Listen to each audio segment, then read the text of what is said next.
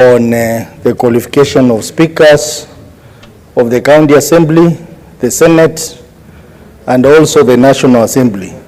Mr. Speaker, this is a very important petition, and I wish to request that the committee that will handle this matter acts expeditiously and communicates to this House on the way forward, because I think that is a lacuna in law which we need to deal with.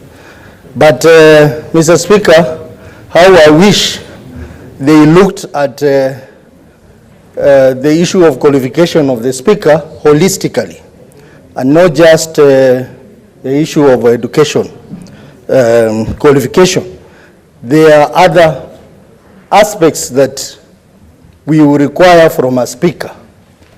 Mr. Speaker, you know that the speaker of the House like this one, or the National Assembly or County Assembly, must be people of high integrity, people who will lead by example, and people who will protect the established traditions and norms of Parliament. And the Speaker is a key person in the House in terms of ensuring that the House, in its dealing with the people and in whatever form of work it is engaged in, ensures highest levels of integrity, believability, and of course, Mr. Speaker, ensures that the people have trust.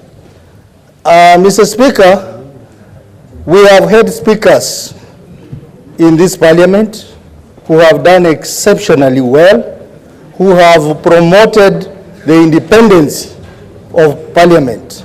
And I think we need to sustain that. So when the committee looks at this matter, it is important for them to look at the matter holistically. Mr. Speaker, we do not expect to have a speaker who is supposed to be the referee and is a player at the same time. We are getting into a situation where our speakers are even putting on party colors. Our speakers are even engaged in day-to-day politics, in funerals, in harambes, in churches, and I think this country is treading on a very dangerous ground if we allow our speakers to be involved in that kind of thing. We want our speakers to be people who cannot be questionable, people when they sit on that seat, they exercise independence, they exercise trust, they exercise integrity. And I think there is a point of order from Senator Boni Karwari.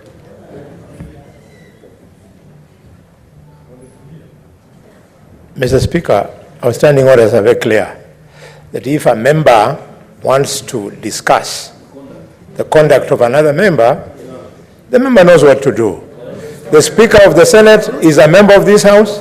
The Speaker of the National Assembly is a member of the National Assembly, and therefore, if he's not comfortable with the way they put on their clothes, let him approach the House with a motion, and we are going to dispense with it. Is in order to discuss the conduct of speakers of this Parliament without a substantive motion, Mr. Speaker. Senator Boni Karwari, have your seat, Senator Boni. The Honorable Senator has not mentioned any individual during his presentation. He was just giving the qualities of a good speaker, but he did not mention any speaker by name. And if we targeted me, you know, he could not be speaking now. So I think just conclude 1 minute. And Honorable Senators, if we give you an opportunity, 2 minutes are enough to make your comment on a petition. Thank you, Mr. Speaker, for saving me from my big brother, Boni.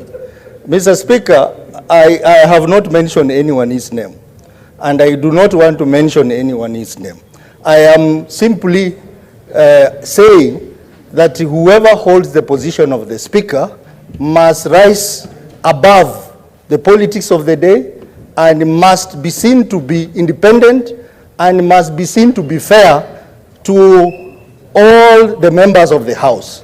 But when some actions are But also, done. Senator, also, you know, this petition is on qualifications, academic qualifications. So Yes.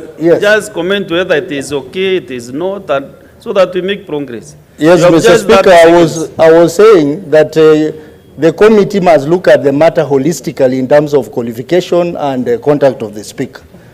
To end this contribution, Mr. Speaker, I want to say that I think it's a very wrong thing for the speakers to be engaged in politics and even be party leaders of political parties.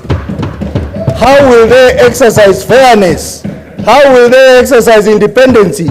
Because they are party leaders of parties and they are sitting on the speaker's seat as a speaker of either National Assembly, Senate, or County Assembly. I think this is a very serious matter, regardless of which political position you are in, Mr. Speaker.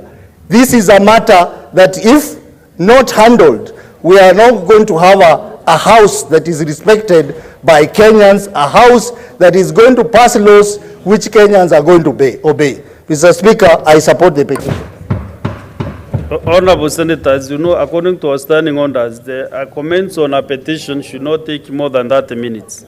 From the members interested to make their comments here, if you allow free will discussion, then only maybe 2 or 3 will be able to give their comments. So strictly time 2 minutes to make the comment.